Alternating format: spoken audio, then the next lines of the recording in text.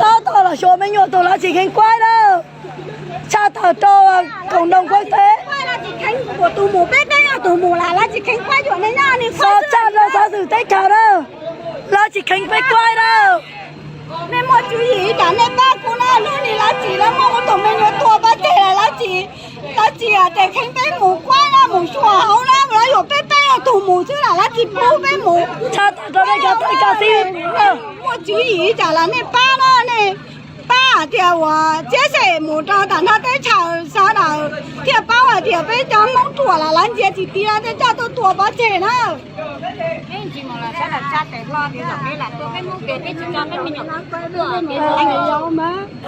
giờ tôi là bên nó còn quay bên nữa qua bao là chỉ bố à là chỉ bố mù nữa là cả khó trong tà nữa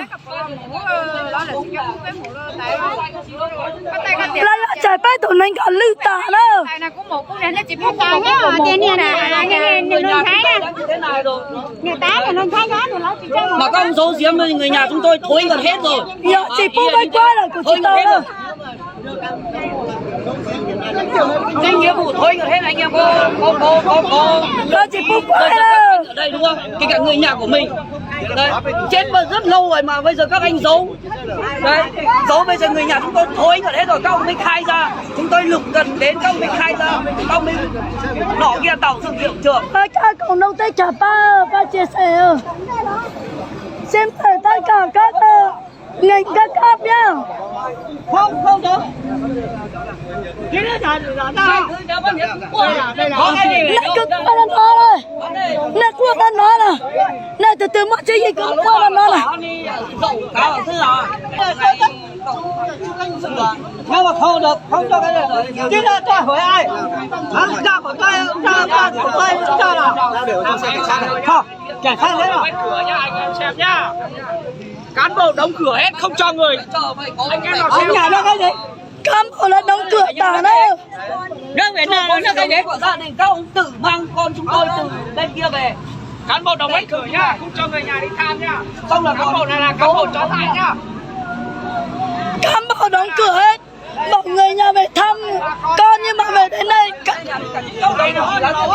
Hay ngáo là em đúng không? bảo người nhà về thăm con nhưng mà về đến đây đóng cửa hết nhá không cho vào thăm con đâu nhá không? Bỏ ra không bỏ?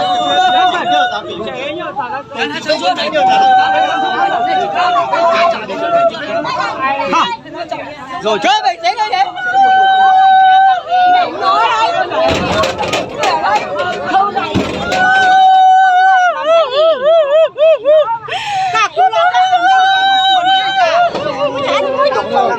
Ông cứ đưa ra bọn cháu sao đâu? Sao? thì ai cho không Tôi đây chỉ tao lắm. Bây giờ nhà bây giờ đi lấy bây không một thứ nào đi là bây giờ đi chẳng có tao tuổi nhí bây giờ nó tỏ lắm. nhớ là tiền tôi ra là chỉ đóng cửa Rồi bao là tiền tua là na tuổi nhí nhiều rồi cũng mẹ tao cả ôi đi chẳng có mình đừng muốn lo á. Chỉ sao ôi đi nữa.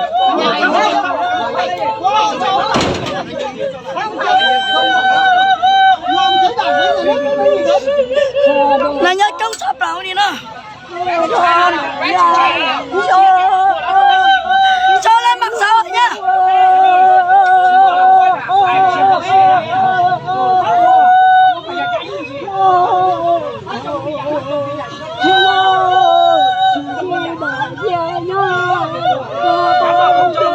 Người nhà đi tham nhá, cửa hết rồi nhá.